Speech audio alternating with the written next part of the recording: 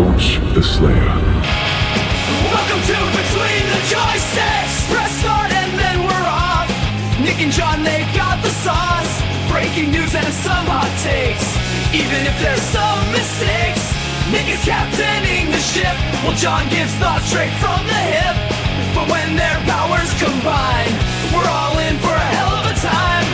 Between the Joysticks, it's the best. Up to 6 things they will address. Tell all your friends and settle in. Between the Joysticks now begins. Hello there, and welcome to episode 142. Yes, we're still here.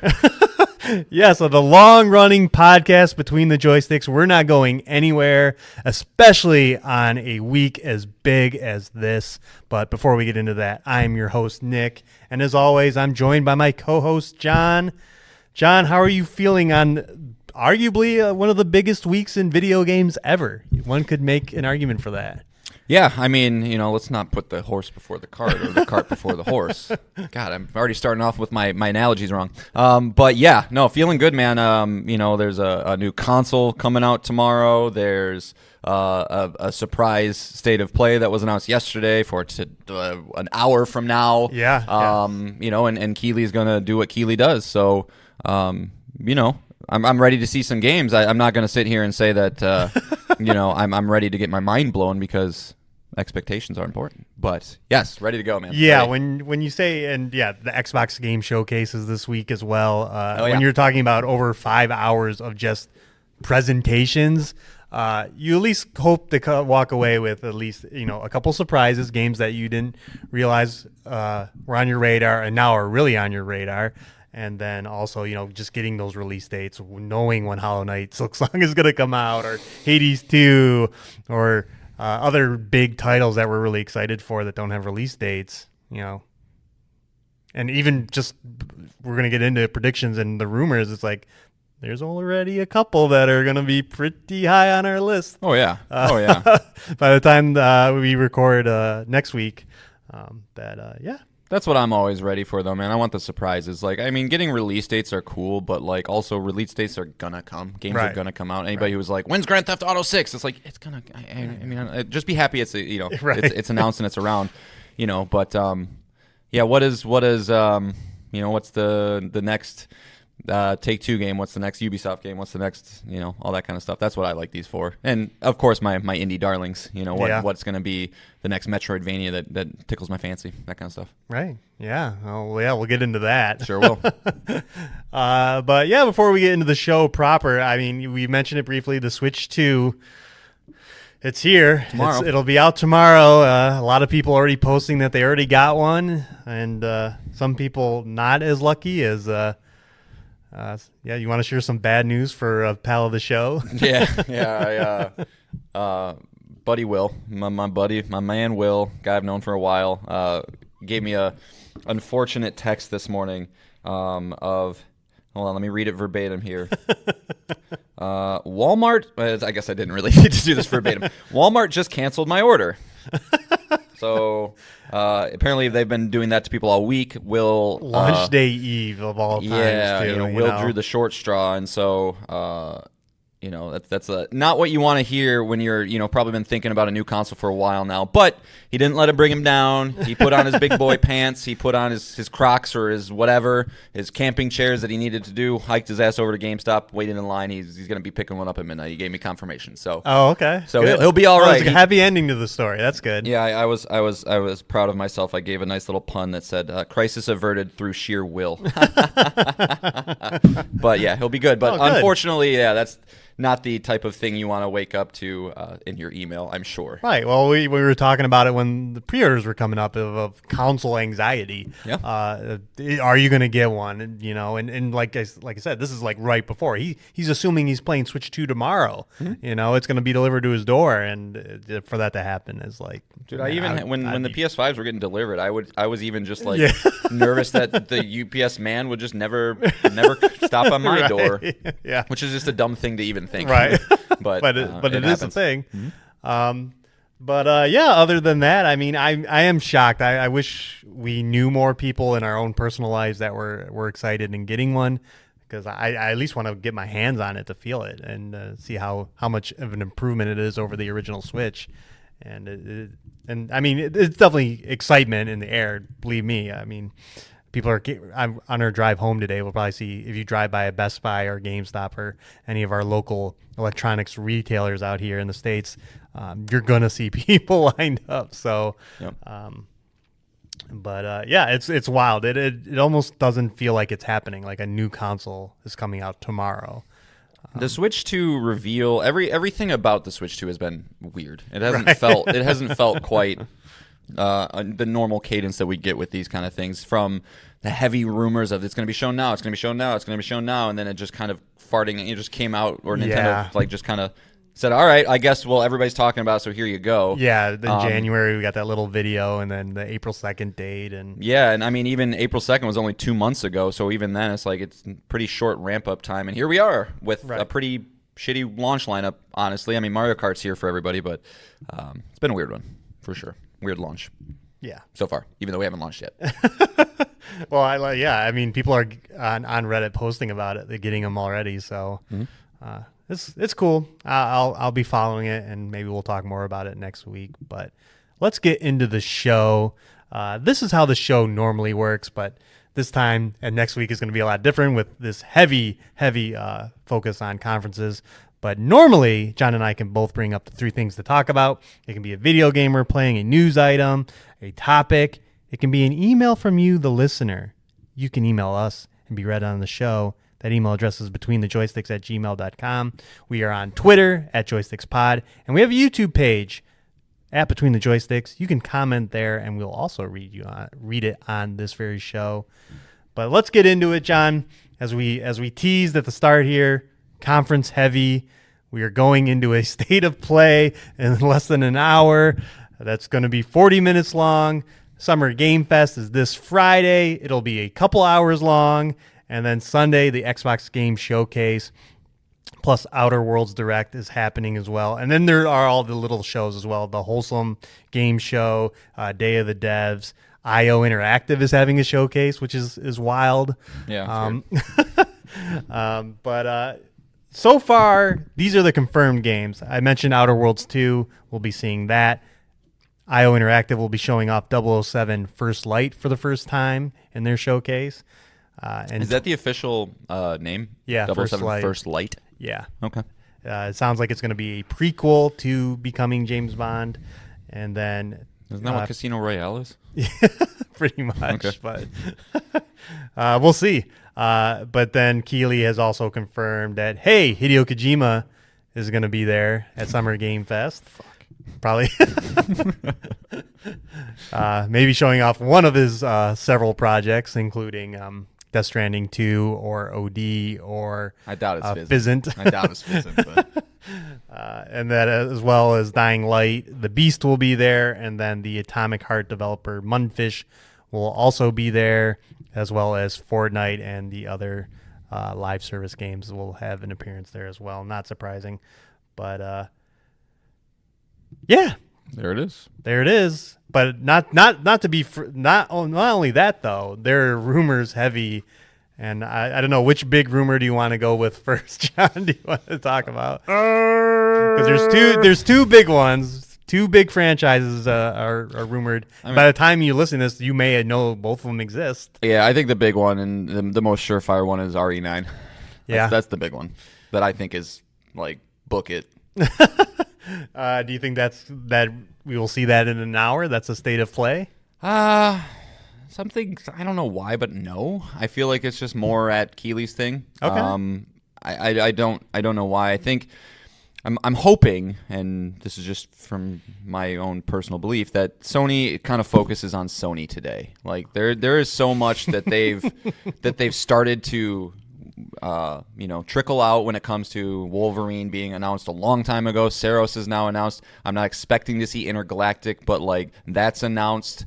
There's another rumor of a game that might that's the be next thing we'll talk there. about. So I'm hoping that a lot of it is like, Sony focus, and if there is third party stuff, it's maybe not from like the big boys. Like I don't know if Capcom needs to to crash this party right now. Let them shine on at Keighley.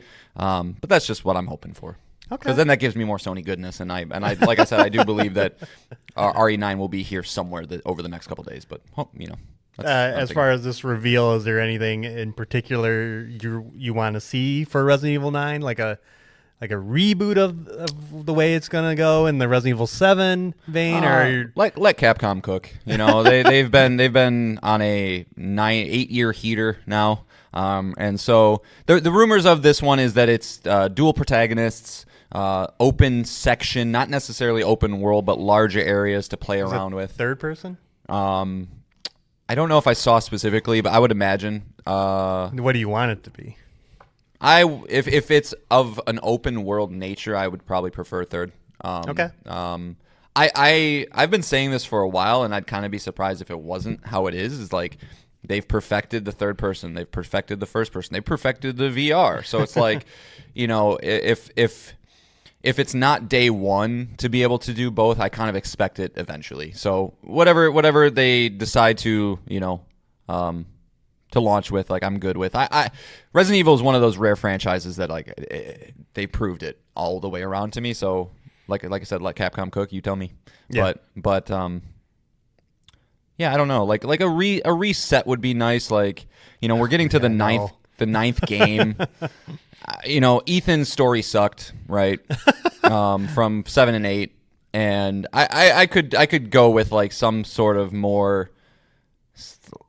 I like the singular settings a lot. Yeah, and I would imagine if they're doing this open area thing, I'm thinking. Maybe I even said this on the show, kind of like an Elden Ring style thing, right? Right. We did talk about this. Yeah, where you have this area, you explore it, and then there's like this dungeon a la Stormvale Castle, a la, the Halig Tree where Millennia is, that you kind of go then tackle, and it maybe provides, maybe if there's like 4 of those zones. I mean, kind of like Village, I guess, in a way, but maybe a little more interconnected and feels more fleshed out than these like 4 little standalone stories that kind of don't really tie into each other, but do, I guess. Yeah, that would be great. Some kind of like we mentioned when we talked about it, dungeons, like a hospital's a dungeon and a school's a dungeon and things like that. But somehow do it like Resident Evil or Silent Hill 2 kind of disappointed me with that a little bit, where it's like, okay, we have the school and then we have the apartments. It's like they all felt the same, like, but like when you think Resident Evil, you think the mansions and you think the police station, right? And so. Have a couple of those, but make them feel unique and that'd be cool with me. Yeah, I'm hoping for third person, and I think we already know the rumor is it's Leon and Jill, right? Mm-hmm. So they can't leave those characters alone, I guess, or create new ones. Well, Jill's your favorite. Yeah, she is my favorite Resident Evil character, but even I would prefer they just move on, new characters, new story, reboot this thing, stay away from the Umbrella, reset Umbrella, and all that stuff. But all right, well, we'll know by very likely a week from now. So sure, that'll be great. But yeah, let's get into the other big rumor. And again, as you're listening to this, you will see it because we're recording before the state of play, and that is that there is a rumor that there is going to be a God of War game, but not in the traditional sense, not the third-person action game that the series is known for, but a Metroidvania, a 2D dungeon crawler of sorts that takes place before the first game. It's going to be a prequel, and by first game I mean the Greece saga, and star our boy Kratos, and be similar in the vein of Prince of Persia: The Lost Crown, a Hollow Knight, those kind of games. And what do you think about that? I'll put it straight into my veins, my man. Like straight into my dick hole. Like I'm good to go. I did think of you immediately when I saw this rumor. I was like, holy shit. Yeah, I mean, lose his mind. Maybe, top 3 IP of mine with maybe my favorite genre. I mean, it's exactly what I want. My favorite thing about Metroidvanias, the Hollow Knights, the Lost Crowns, and things like that is the tightness that a lot of the controls in combat end up getting to. And I think I never thought of this because I would never believe that Sony would kind of take this little side quest thing with this character, right? Whether it sounds like it is in fact Kratos, which is great, but I'm just thinking, I'm picturing him in my mind much like how the character moved and functioned in the Lost Crown and just putting little blades of chaos in his hands. Even though technically, if it's a prequel, I don't think he has those. Yeah, he does before the events of Does he? before the events of the first game. Yeah. Okay.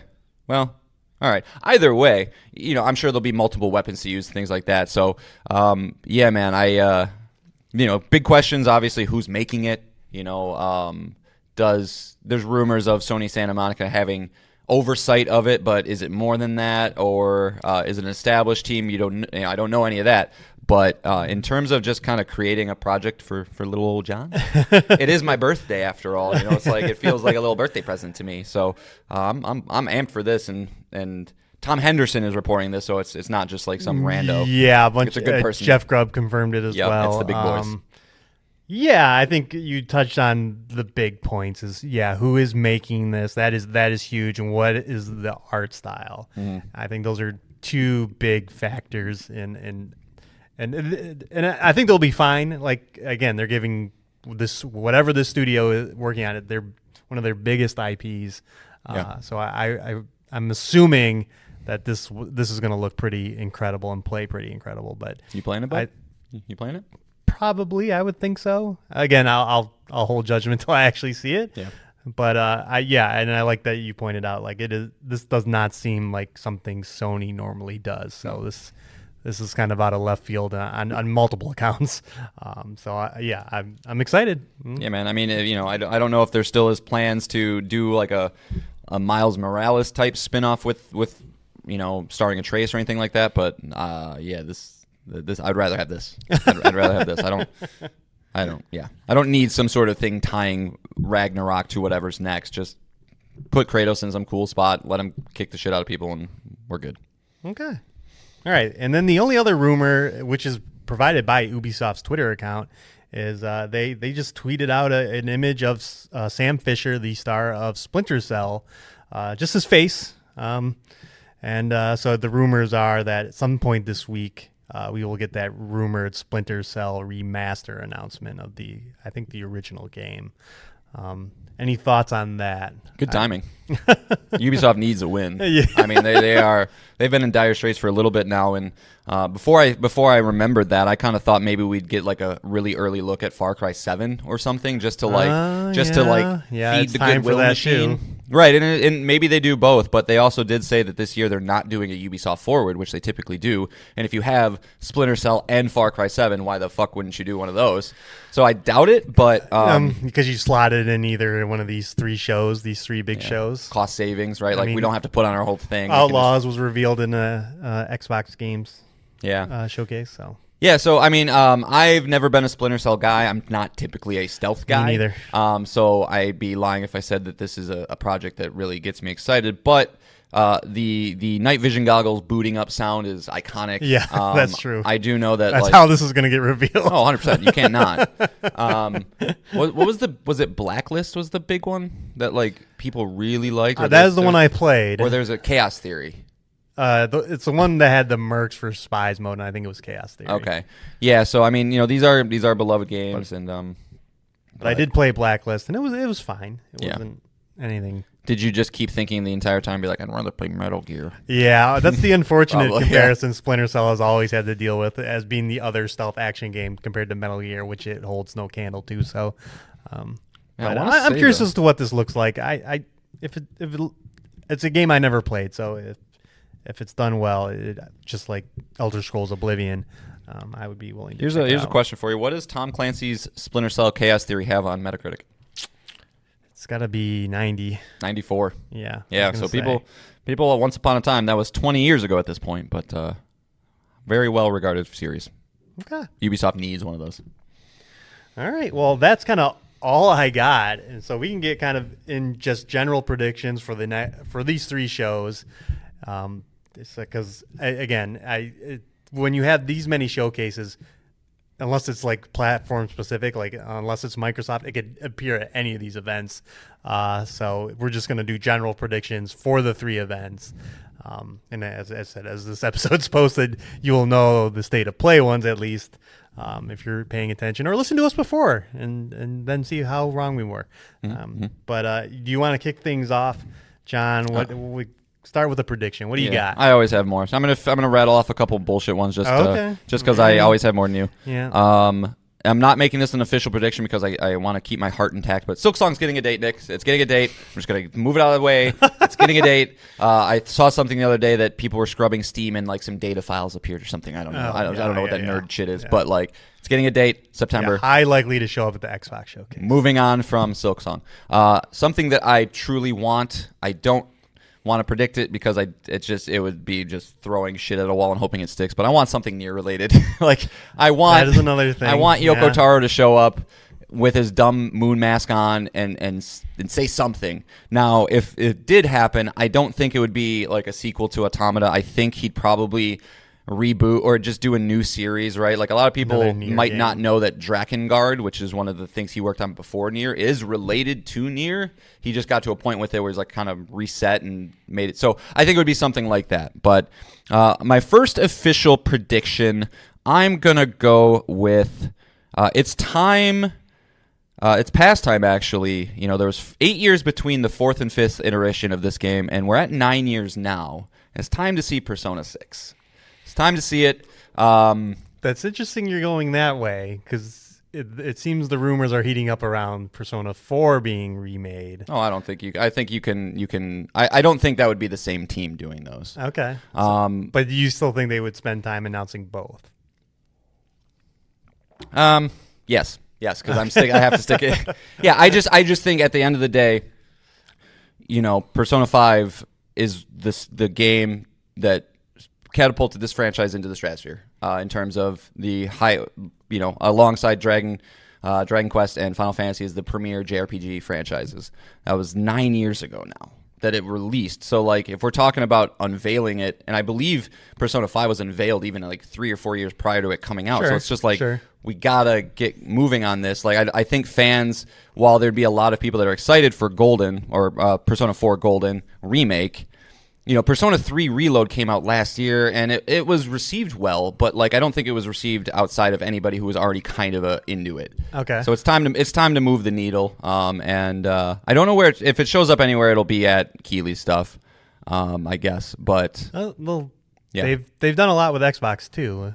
Persona 3 Reload was a Game Pass game. So there was that weird period where Xbox decided they wanted to try and tackle Japan, and I don't think it worked. But so it's okay. Yeah. Persona 6. We need to see it. I think I think the rumors around Persona 4 are too hot for. I think that's coming next, and they're going to wait on Persona 6. Yeah, sure. But again, with the amount of time that they unveiled between when they showed, but also remember that team went on to make Metaphor. You know, a lot of those people. Mm-hmm. So that's a great point. Actually, that's a really good point. And that came out last year. Yeah, that's a really good point. But I don't know. I could see Atlas, like, I don't know their specific companies' internals or anything, but, like, I would imagine they've staffed up. I would imagine that they're a growing company.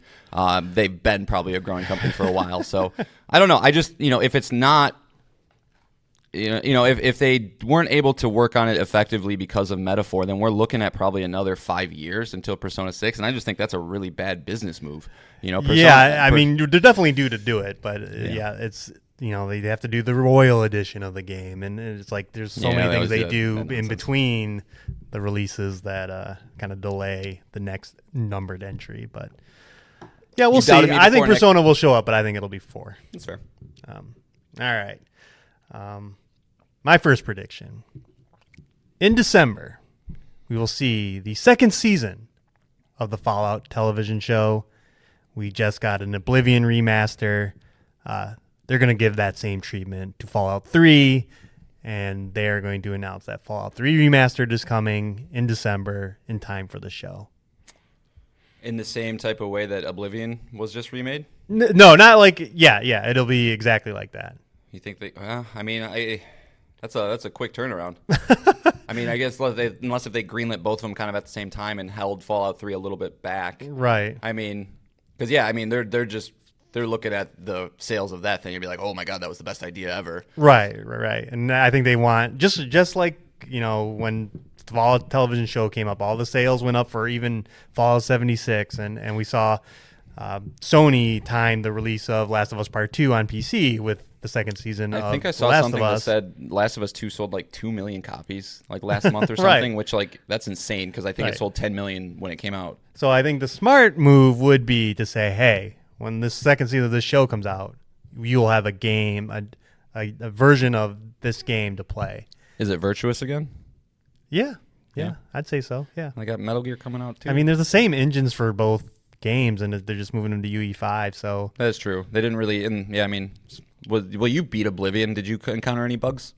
yeah, mhm. Yeah. So okay. Yeah. Yeah, if they're just looking to up-res it. But yeah, I think that the Fallout 3 is definitely a no-brainer at some point. Right. Yeah. It might very well not be announced at this show, but also and then announced later this year for December. But I think in timing with this show, something Fallout will be released, and this makes the most sense. Cool. All right, we're gonna do kind of maybe a basic one, but also seems risky at the same time to say. But I think Nick, in an hour and a half ish, you'll be a very happy boy, and we're gonna finally see some Wolverine gameplay with a release window. Don't give You me know, hope. I know I Don't just give me I hope. just finished saying stupid things like, well, we know all these different projects from Sony, but like, so that's what I'm saying. Like, we need to start moving these along, and unless if Wolverine, God. Wolverine had a lot of turbulence, I think, during its development cycle. There's been creative leads that have left. It was unveiled 4 years ago at this point, which is just not the way that a lot of these things are done anymore. So there obviously, I don't know if the game got rebooted or anything like that, but it's well past time for this thing to kind of get its next iteration of trailers. I really want it. And if this was a September state of play, I would say yes, because I believe it's coming next year. I think it's too soon to talk about it. And the big splash, because this game will make a big splash, is going to be this God of War game. So I think they're don't not know if going to fit that's- a second big I splash. I don't think that's the splash today. Like, I don't think that's a Metroidvania is gonna, like, at the E3 time to really get people, because like I mean, it was Astrobot a year ago, so very well it could be if they want to make a big splash. yeah, Maybe it I is just think Wolverine. it'll be something that appeals to millions of people as opposed to Metroidvanias, which are just for nerds like me. Okay. But yeah, I'm putting it in the ether for you, Nick. Well, yeah.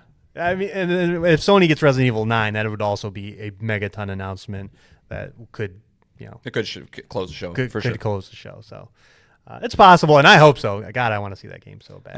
I mean, if it's like, because I agree with you, Wolverine's next year, so it does seem early, to blow it out, and maybe it's not a full blowout, but like just the next 2.5 minute trailer. I mean, yeah. it would because we get to September, and now we are going to be like, okay, well, where's Saros fit in, and then where does Right. when are we going to start talking about Intergalactic? They gotta kind of like start going right with this stuff. that's a good point. They do have a lot of.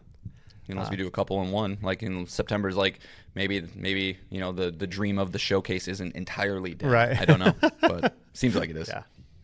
All right. My next prediction is we're going to see Double Fine's next game at the Good Xbox one. showcase. Good one.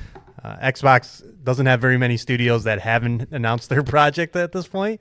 But Double Fine, it's been a couple of years since Psychonauts 2. What their game is, I can't tell you because their nobody games can are tell. always out there and can be very different from each other. But I think it's a no-brainer to have Tim Schafer come out and talk about what Double Fine is working on next. And What would you I'm think excited. about, Jack Black's had a really big year again. What about a Brutal Legends sequel? Is that possible? I never played it. I know it's a mixed game, but I those actually really like those that game. kiddos love the Jack Black right now. I coach a baseball team with a bunch of 8-year-olds. Lava Chicken was being sung all summer, and Chicken Jockey being shouted all over the place. So is that possible or no? I mean they're thick as thieves, especially during the development of that game. And Game Pass would probably be a great place to try and do a sequel to Brutal Legend. It's true. That's a good point. I loved Brutal Legend. I love the art style. I love the characters in it. The gameplay was okay, but I would love to see him take another shot at it. Yeah. But They do have a lot. They have a weird catalog, man. Like then you have all the. Could Grim Fandango, Full Throttle, Day of the Tentacle, could any of those get, or is it just a brand new one of those type of games that right, they're really, they did really Broken good at? Age with Elijah Wood. That's what I'm saying. Like I don't one of know, those. Yeah, but I'm saying we will know after good- Sunday. that's a good one. I like that one. All right. So here's a spicy one. As we all know, the Xbox hardware sales are not looking good, right? We Definitely not now after the price increase. nope. A 2 terabyte Xbox Series X is $730, which you can just get a PS5 Pro for $600. I don't know why you would do that. And there's this rumor that Xbox, they want to just have their shit everywhere. So I think it'd be really early, but I think this could be something that they would announce early and just tell everybody it's coming. And that's the official Xbox handheld. I have this prediction as well. Ooh. All right. So I think it's unveiled, to kind of just give the audience and shareholders and things like that a good taste of what's to come. They're not abandoning hardware completely. They're just kind of shifting how they're going to focus on it. Obviously, they just want Game Pass on any single machine that they can. And a handheld makes perfect sense. Hell, man, it'd even be enticing for me if you just have this little thing with Game Pass wherever you want it. Yeah, there are rumors around this that there is going to be Xbox branded of existing handhelds, like the ROG Ally. Yeah. So, I think you're right. I think this is where they're going to go. Xbox Anywhere branded handheld, and it might have all the Xbox trimmings, right? The button colors and all that kind of stuff. But it won't be like It's not going to be manufactured by Microsoft. Right, like the and- Xbox yeah. Series consoles are. Yeah. Yeah. No, it'll be. But yeah, I have that prediction as well. Do you have a like a time frame? You think This fall. this fall? Yeah. This seems about right. Okay. All right, I got a spicy one. You didn't too. yell boondoggle. No, I didn't. Sorry, All right. boondoggle there. All right. Okay, I got a spicy one. Okay. Keeley, what was it? 2 years ago, he got a big one. He got a big one for Summer Game Fest, and I think that's where we got to see Final Fantasy VII Rebirth announced. Okay. Okay. All right. Let's see where you're going with this. So I think it is time to announce the third game in the Final Fantasy Remake trilogy, and the title. It'll probably be the teases of teases. Yeah. But I think because basically the game is done, right? It's from a world standpoint. Like in Final Fantasy VII Rebirth, we went everywhere. There's very few locations left in that third game. I think this game is closer to completion than people realize, and so I think we will get a trailer for this with some more iconic locations. We'll see Sephiroth. I'm sure we'll see a weapon here. They'll announce the title. I could of see them Final doing Fantasy that after a Final Fantasy VII Remake and Rebirth are finally coming to Microsoft's thing too, where it's like you show you have those two games come out, you give them the release date on Xbox, and then you kind of follow it up with that. I could see that for sure. I do have a Final Fantasy prediction. It's not that though. Oh. And that's and it gives me pause. And anytime we do these, I go, "Oh, that's a good point, Nick. Now my thing looks stupid, so maybe not." But if you go back a long time ago with the NVIDIA leak, right, where there was a ton of things on that came to fruition, and the one huge thing that hasn't really been talked about or shown or anything. What's that? Injustice 3. Final Fantasy 9 remake. This is a beloved game. I think that they have proven obviously the formula works with 7. I don't think they're going to do that same type of remake. It's going to be more traditional. I would love it if they just tried to maybe take a different path with it and make it the HD 2D thing, but just make it look as pretty as fucking possible and have all the trappings and everything there. I think you could develop that alongside something a little bit larger like the third entry into a Final Fantasy VII. So I'm going to stick with the Final Fantasy IX remake. It'll be more of it looks similar to the way that the game originally did, but it's the one big thing from that NVIDIA leak, which I fully believe, was a legit thing, right? Because everything else is coming. Right. So. But not Injustice 3, huh? Okay. I'm pretty sure there was rumors that was. Man, also, who cares about fighting games, Nick? We're not a fighting games podcast. But yeah, I think that's. I'm hoping that's a thing because that's. Final Fantasy X was my entry point. I've tried to go backwards, and I've struggled with the datedness of it. But 9 was close. It was close to doing it, and so maybe if it just pretty gussies it up a little bit, gives me some quality of life features. I've never played that one. Yeah, it could get me in there, and it's a very traditional one, right? Like very fantasy based. Right, it's supposed to look like the original. Yeah. Yeah. So I'd be down for that. Okay. Well, I'm going to put this out there since you made me think of Injustice 3. It's time. Yeah. DC's on a comeback. James Gunn's taking over. We're getting a Superman movie this year. And again, that was part of the NVIDIA leak as well, was Injustice 3, which I just believe they put on hold so they could do Mortal Kombat 1. But now Mortal Kombat 1 is complete. All the DLC's out there. It's time to announce Injustice 3. Yeah, there was an article from GameReactor.eu. I don't know much about that. It looks like an official website. 2 weeks ago, about Injustice 3 is rumored to be in development while nothing has been officially confirmed. Industry whispers and subtle hints have fans buzzing with anticipation. So, yeah, it's just about a matter of time, I think. Yeah, I think that's in the age of synergies. Yes, it would make sense with Superman right around the corner. Right, and then they do a comic book with it and all that stuff, which was actually really good. So, yeah. I think the synergies are a big thing, and so that wasn't on my list, but it is now. Well, good. So you have how many total now? You have 2 more? 1 more? I have 1 more. Okay. Well, I have 2 more, so I'm going to just go real quick here. This one is just from I want to throw shit at a wall and see if it sticks, and if it does, then I can go, ha, I'm the man. Halo Infinite is going to get shadow dropped for PS5. Halo is the biggest franchise, obviously, that Xbox has. It's the one that we haven't had any rumblings of. Gears of War is coming later. I think they want Master Chief Collection to be the biggest splash of the series. In fact, they might even just do kind of what they're doing with Gears of War and separate them out entirely and remake the first one and really get us PS5 owners for all our money's worth, which we'll happily do. But Infinite is one that I don't know if they can really do that type of splash with, being that it is more multiplayer focused. And if they, kind of want to do that, maybe it makes sense. It does. I mean, again, Halo Studio is a thing now, but we don't know what they're working on. I don't know. Because they had such a banger year last year. Xbox Game Showcase was huge, but now all those things are either just came out because Xbox Game Pass is having a great year, or what do they talk about? What is next? The Double Fine game is obviously next. Fable's announced, but it got delayed to next year. What are the big splashes? And it would make, and we know Gears of War Reloaded is coming as well. You're probably onto something there. Yeah, I mean, maybe Shadow Drop's a little ambitious. Maybe they're just like, hey, we're going to bring it and it's going to be here then. But how many of their announcements are going to be also coming to PlayStation and Switch? Right. So many. Because I'm assuming Starfield is going to get announced for PlayStation as well and Switch.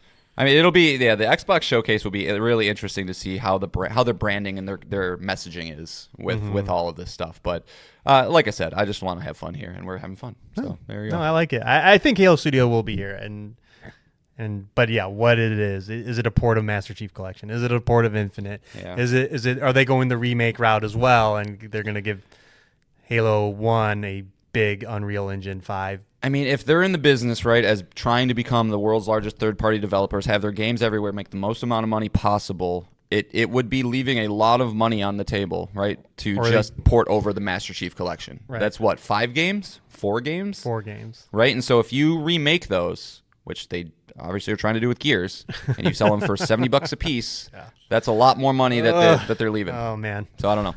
Which, let's also be honest, a full remake of Halo 1 would probably, and 2 and 3 would be sick. Because I've tried to go back and play those again, and they handle great and they feel great. They feel just like they did. Those flat textures and everything, I just can't do it anymore, man. It's not going to carry me through a game. Yeah. I think Halo Studio shows up, but as to what they're bringing, it's either smaller projects like that, or maybe they talk Halo 7. I don't know. Halo 7, that sounds weird. Yeah, it's pretty wild. All right. So yeah, my final prediction here. It's time. This game has been rumored for a minute now. Boondoggle. That BioShock 4 Boondoggle. is finally going to be shown and out there. Yep. And what it is. What's it going to be? Where's it going to be set?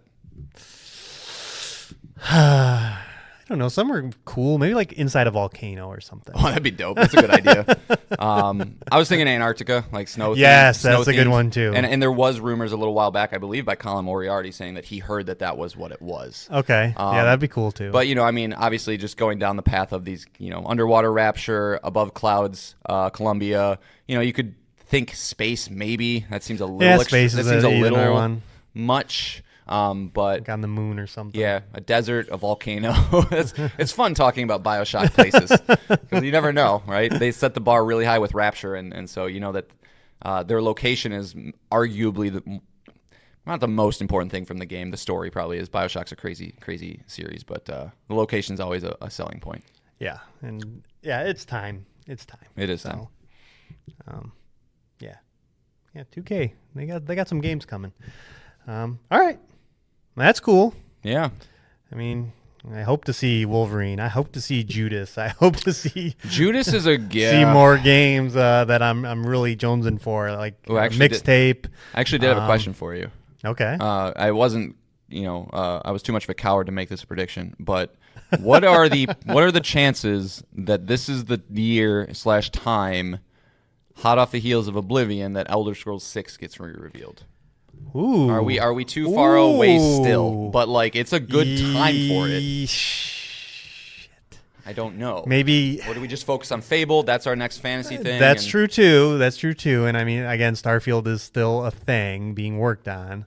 Yeah, too soon. Too soon. That's what I was thinking too. But it's like, if they wanted to. Maybe if there are these master strategists in play, it's like, okay, we release Oblivion with a shadow drop here, get people really excited again about the franchise, look at how nice it looks now, and then here's 6. This is Microsoft of like a couple of years ago where they were just dying to get announcements out there to get people excited for the brand, but they're in a good spot. Yeah. I think with releases and stuff like that and just stuff coming, and like you said, the Fable coming, you don't want to do. And I think something you would definitely not want to do strategy-wise is like do that again, but have it still be 3 years right. ago, right? Where it's just like, all right, like I didn't need that. Yeah, because I would say that's a 2027 game at the easily. earliest. So Yep. No, but maybe, I mean, who knows? Maybe they get a title card out there. We'll see. They already did that. It didn't. Well, I mean, Elder 7 years ago. Scrolls 6, whatever, Sure, whatever the Colon theme is. Todd Howard's butthole. Yeah, there you go. All right, so that's it for predictions. Again, we were recording this right before the state of play, so we want to get things moving along. John, you're playing one of the hot new releases, and I'm excited to hear about it. Yes, What's going on with Doom? Doom: The Dark Ages. Yeah, I've shit, man. How long's it been out already? I feel like it's been like forever because I haven't been playing. 2 weeks. I haven't been able to play it as much as I want, but yeah, I am on there's 22 chapters. I'm on chapter 16, so kind of getting towards the end game here, and I do have a lot of thoughts on it. Just for a little background, I have played Doom 2016. I have played Doom Eternal. Beat both of them. Love both of them. I think that this is one of the best ongoing franchises in games right now, and they are it's a series that knows exactly what it is, where you just want that power fantasy to the nth degree. And so picking up Doom Dark Ages, this was a game that I was super hyped for, and I like the game. We'll get there. I was super hyped for. I think the marketing campaign was fantastic. They really did a good job of showing you what you wanted to see, while showing the different sides of the game, whether you're boots on the ground, whether you're flying a dragon, whether you're a crazy Attack on Titan looking motherfucker punching holes through buildings. So I wanted to get my hands on this immediately. And I'm happy to report it's a very, very good game. It's very fun. It does the power fantasy thing exactly like you would expect, more so than probably either of the two games. But I do think it might be the weakest of the 3 entries. And again, I want to just... Which is aligning with everyone else. Exactly. It's like saying that your least favorite Lord of the Rings is whatever one it is, right? Like, it's still an amazing experience. That's a good point. But when you compare it to the other two, you're going to like certain things about it. you might like certain things about the other games, right? Like I like Fellowship the most because it's a little slower and I like taking the time. Where it's like Return of the King's great, but it's like holy shit, man! Like, all right, this is just fight scene after fight scene after fight scene. So, yeah, with Doom: The Dark Ages, you are the most powerful fucking character ever. Like you are just destroying everything almost too much so, right? Like you start the game off and you get your immediate shield bash and it's a great move, right? You see a little minion off in the distance, you can lock onto him way farther than you possibly think you could. You dash over there in a split second, you annihilate everybody, and then you kind of try and find all of the big enemies around that you need to take care of a little bit more strategically. But that's also kind of where I think the game falters a little bit. While it's very fun to get in the flow of the combat system, you're parrying enemies left and right. It's very visually appealing. You know, the bright green flashes kind of signify to you like, hey, just hit the parry button. It's very forgiving. You don't have to time it perfectly.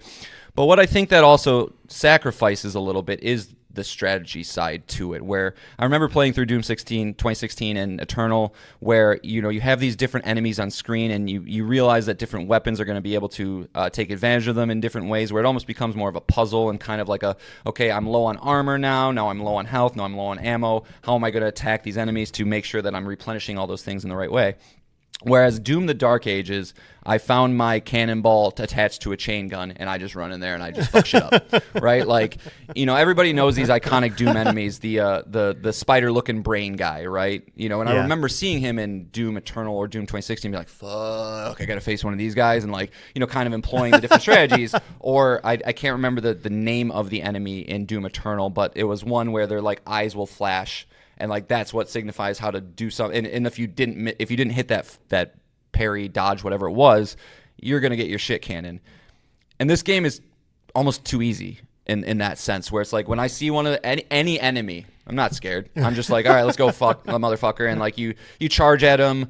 Every time you charge at a big enemy, they're probably gonna hit you with a parry move like immediately after. So I charge, parry, and then I take out my thing and I blow their super shotgun and I blow them apart. And it's very satisfying. It's very fun. But at this point where I'm at in the game, it has started to get a little repetitive. What difficulty are you playing on? Normal difficulty. That's you. I will usually always start there. Did you have any urge? I know your life outside of games has been very stressful. Yeah. So maybe you don't want the added stress of a super hard game, but does that cross your mind to increase the difficulty to maybe make these encounters more puzzly and more you having to use more of your brain power? No, I haven't done that. I mean, and that is a fair point. That might solve some of the problems I have with it. But I also will admit the few times that I have died, it's felt like, well, what the fuck? Like because it does a very good job of having you be on that knife's edge of like, I feel like I'm gonna die, but keep attacking because when you attack people, they're gonna give you health and like, and it does a very good job of keeping you there.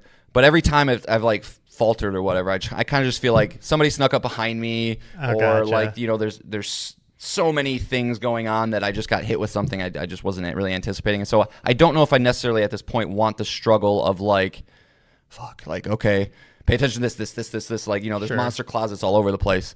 And also to your point, your criticism right now has been the majority of the criticism. And I believe the game has like its very first patch was like a difficulty adjustment. Yeah, to they make nerfed it more the shit difficult. out of the super shotgun. Yeah, to make it more difficult. So I think, you're touching at every point that seems to be everyone's problem with the game so far. I know my shit, Nick.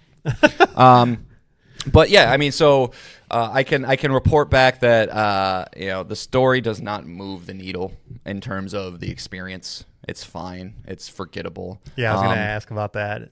I won't, no spoilers, but like, kind of think Diablo, right? Like where it's like, there's the obvious big bad. We're really powerful. We're gonna get to them. And other stuff happens in between.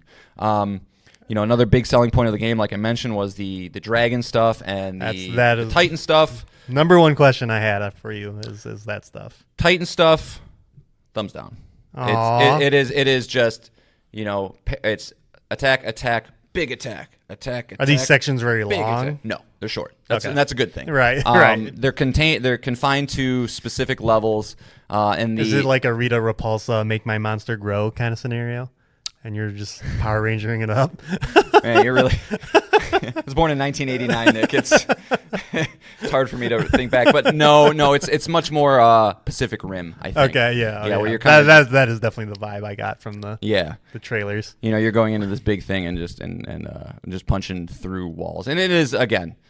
The objective here is just power fantasy. Yeah. It does that. But, you know, when they were marketing the game, you know, they made this big sale of like, you know, and even when you're in this thing, there's this strategy to it, and it's this whole new mini game. It's like, no, it's not, man. It's just you get big gun, you shoot thing, and you punch thing hard. Cool.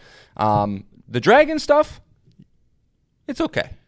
It's okay. So how does that work exactly? So is it like just this is an open world section of the game, and to get around it, you can get on this dragon to do things, or is this like I'm on the dragon, like very structured, like with the mech, and you're just on the dragon until you complete the objectives on the dragon? Little column A, little column B with the dragon. Okay. So there's definite like areas that the game will take you to where effectively you're kind of, you know, you start a level, you're in the air as a dragon, you're doing and there is a lot more bespoke moveset to the dragon versus the Titan. You know, you have this bespoke dodge thing that he does, and this like laser on the back of him where after you do a perfect dodge, it activates that, which is able to like get through shields of enemies and stuff, and it's nice. pretty satisfying in that way. But, you know, it is kind of like, okay, here's the next landing point, right? And there's a yellow diamond on the screen, and you got to make your way over there, and once you see it, you can hit R3, your dragon will dive to it, and then you get off boots on the ground again, and you're probably going through a small area collecting what you need to or doing whatever you need to, and then you'll get back to the dragon and kind of go back up in the air and go do a couple of those in a level. But I will say I think I rushed through those a little bit because at the end of every single level, it gives you a percentage of how many things you collected. The toys that everybody knows, the codex, and then there's even gold, which is a currency that like counts towards this percentage. And almost every single boots on the ground level, I'm at like 95, 98%. The dragon ones, I'm at like 65. Okay. So like I think there's more flying around and just trying to go.